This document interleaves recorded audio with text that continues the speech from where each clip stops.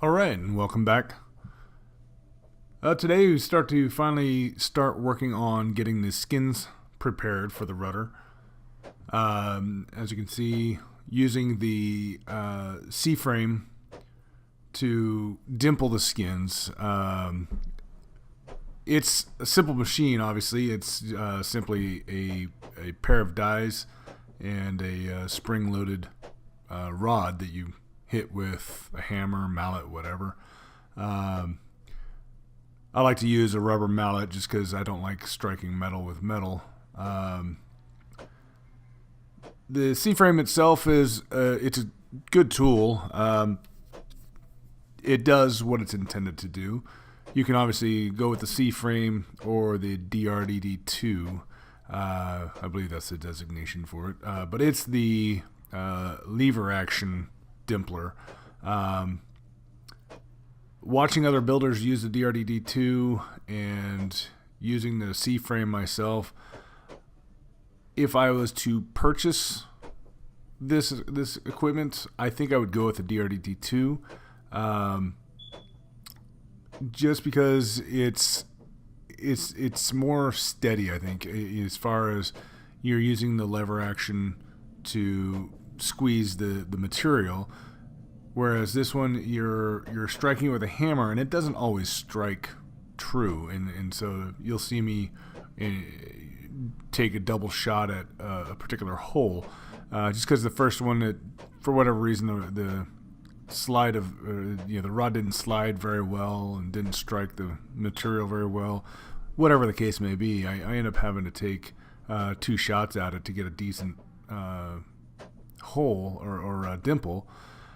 And so it's kind of a give and take, though. The DRDD2, if I recall correctly, is a bit more expensive than a C-frame, both of which you have to build a table for. Well, it's very highly recommended that you build a table for. As you see here, I've got this table that helps support the skin.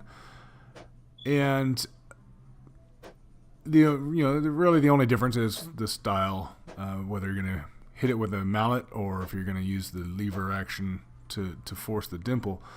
One of the things I found here and what I'm doing here is that the set screw for the spring on the ram kept slipping.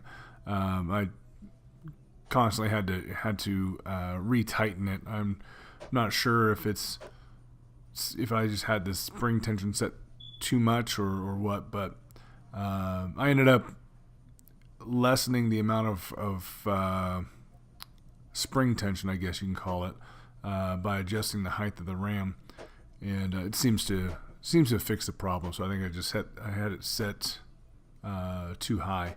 Anyway, this was actually handed down to me from my grandfather-in-law, who, as I've discussed before, he built an RV-4 about 20 years ago, and he had these parts left over. And as we discussed getting the RV-14 and getting closer and closer to the decision to actually do it, and he verified. He came up to me and said, if we're serious, then he's got a whole bunch of tools for me. So I ended up inheriting quite a bit of tooling from him. This C-frame, the pneumatic squeezer, most of the rivet gun attachments, and a whole bunch of handheld tools that are very necessary for the build. And so it's been a lot of help with getting started, and minimized my expense when I started my toolkit, obviously. So it was a tremendous help, and obviously you can't turn down assistance like that. So I was more than happy to receive all of these tools from him, and glad to be able to put it to good use.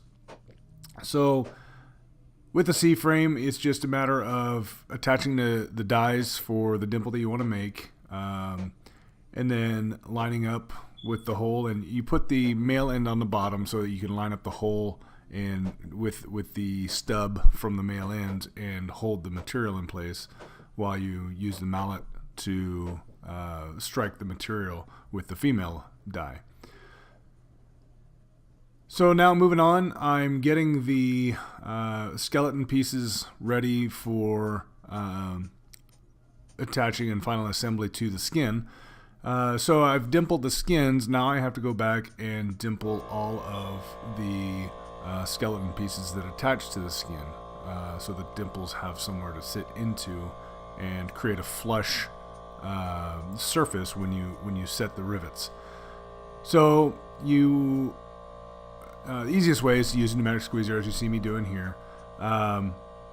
Again, you have the I use the male die on the movable ram of the pneumatic squeezer, and then that way you can set the material in place and squeeze and minimize your chance that you're going to accidentally puncture a hole where you don't want one. But you go through and dimple all the pieces, that way they can sit flush on the skins, and then the stiffeners will then get back riveted onto the skins themselves. And it's actually a pretty easy process to do the back riveting. It's just a matter of setting the rivets in place, taping them so that they are held there, and then using the riveting gun on the back side of the rivet. Instead of using a bucking bar, the back rivet plate acts as your bucking bar, but it acts on the flush head of the rivets. So it makes a very clean, very easy riveting process. And so going through here, trying to get everything set up. You see me messing around with the camera here. Like I said, still trying to put multiple angles into these videos, and unfortunately my GoPros, just the batteries don't last very long.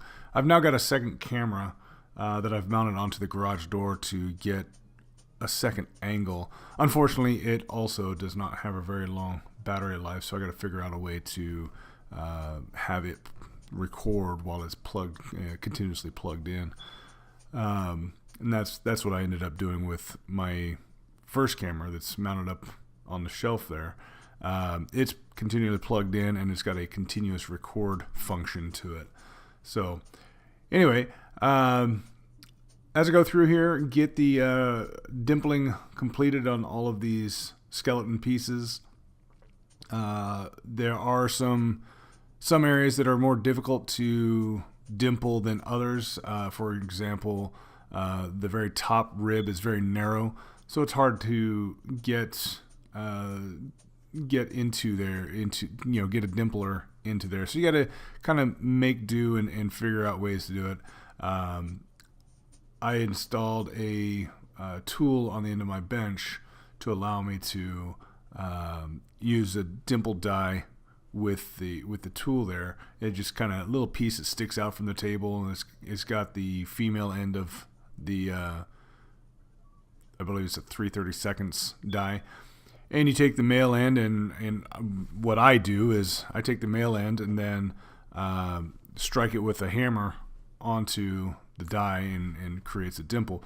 The other thing you can do, and what I've come to realize after I started doing that, is that I have a vice grip with a 3/32 dimple set welded onto the ends of each of the jaws, and so I can use that to actually squeeze the dimple into narrow areas there. So that's what I do now. It's a whole lot easier. So some of the things that I would recommend if you don't have it is the little hand tools, little vice grips with the various adapters. There's the one I just talked about with the dimplers. There's another one that has flat metal pieces to help shape the ends of the skins that overlap each other. And then there's the fluting vice grips. All of those are very, very useful and vital to the build. So anyway, with that, I'm going to let this video run out here, and the next video should start getting into final construction for the rudder. Again, thanks for watching. Click that like button for me if you can, and we'll see you next time.